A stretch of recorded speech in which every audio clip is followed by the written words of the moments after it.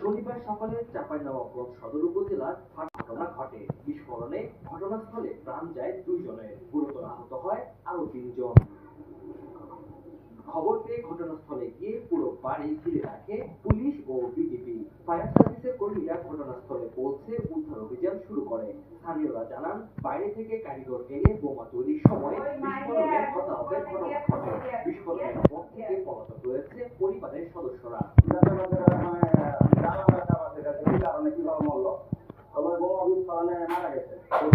একটা বিস্ফোরণ হয়েছে, সেটা হচ্ছে বোমার বিস্ফোরণ। এসে দেখি যে 2 জন ডেথ হয়ে পড়ে আছে, মানে মরে পড়ে আছে। একজনের অস্তিত্ব টোটালি বোঝা যাচ্ছে না, কিন্তু নাক পড়ে আছে, মরে আছে।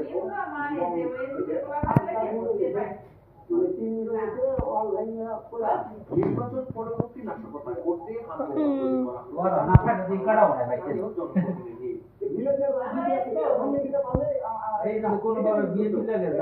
নির্বাচন পরবর্তীতে মানুষের যাতে কোনো ধরনের দুর্ঘটনা হয়, কিন্তু আসলে আমরা সকলেই মানিকগঞ্জবাসী সবাই আমরা খুশি, আনন্দিত।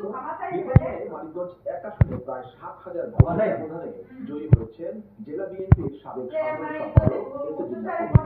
2 আসনে নজরুল ইসলাম খালেদ ভোটের ব্যবধান 94,000 এবং মানিকগঞ্জ 3-এ 1 লাখেরও